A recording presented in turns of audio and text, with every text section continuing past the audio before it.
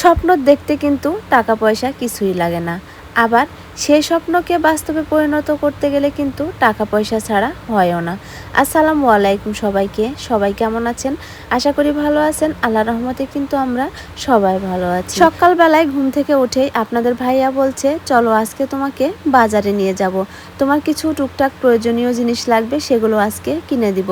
তো আমি ভেবেছিলাম রান্না বান্না সেরে খাওয়া দাওয়া করে তারপরে যাব, কিন্তু সে বলল না, ছোট বাচ্চা নিয়ে যাওয়া আর রোদের প্রচণ্ড তাপ, সকাল সকালে গিয়ে তাড়াতাড়ি চলে আসব। তো তার কথা মতো চলে এসেছি। আর প্রথমে আমি এসে ব্যাংকে ঢুকেছি।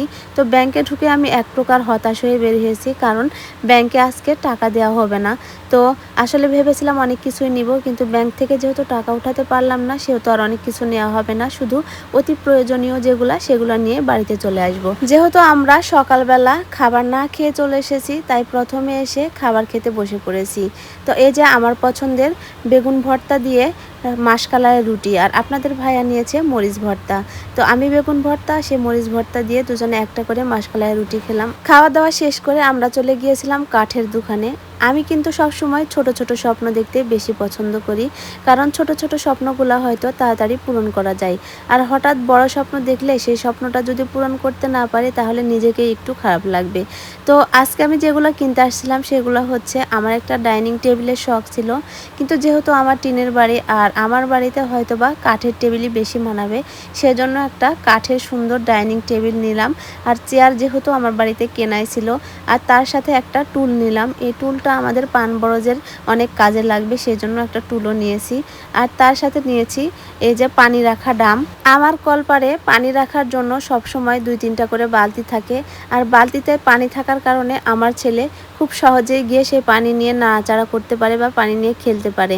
তো আমি মনে করি এভাবে বালতিতে পানি রাখা রিস্ক, সেজন্য বড় একটা ড্রাম কিনে নিয়ে আসলাম। ড্রাম ভর্তি করে পানি রাখলে আর বালতিরও প্রয়োজন হবে না। আর এখন যেভাবে বিদ্যুৎ টানছে আর পানিরও খুব সমস্যা হচ্ছে, ড্রাম ভর্তি পানি থাকলে আমার আর পানির কোনো সমস্যা হবে না। তো এই কয়টা জিনিসই আমার আজকে কিনা হয়েছে। যেহেতু আমি ব্যাংক থেকে টাকা উঠাতে পারিনি, সেহেতু বেশ কিছু জিনিস আমার এখনও নেওয়া হয়নি, তো আবারও আমাকে যেতে হবে। ও আর একটা কথা বলি, আমি এইসব জিনিস নিয়েছি আমাদের পাশের বাজার কেশরহাট বাজার থেকে। তো আমরা রাজশাহীতে সেভাবে যাই না, আমাদের সব কিছু জিনিস প্রায়ই কেশরহাট বাজার থেকে নেওয়া হয়। তো এই যে ডাইনিং টেবিলে পাতার জন্য আমি একটা কার্পেটও নিয়েছি। তো সব মিলিয়ে আমার ডাইনিং টেবিল কার্পেটটা কেমন হয়েছে অবশ্যই জানাবেন। আসলে মাটিতে পাটি বিছিয়ে ভাত খাওয়ার কিন্তু মজাই আলাদা, আর সেই মজাটা টেবিলে বসে কিন্তু পাওয়া যায় না। তারপরও আমার ছোট্ট একটু শখ, ইচ্ছে যে আমারও একটা ডাইনিং টেবিল হবে, সেটা যেমনই হোক। তো ফাইনালি সেই ইচ্ছেটা আমার পূরণ হয়ে গেছে। তো আজকের মতো আমার ভিডিওটা এ পর্যন্তই। সবাই ভালো থাকবেন, সুস্থ থাকবেন, সবাইকে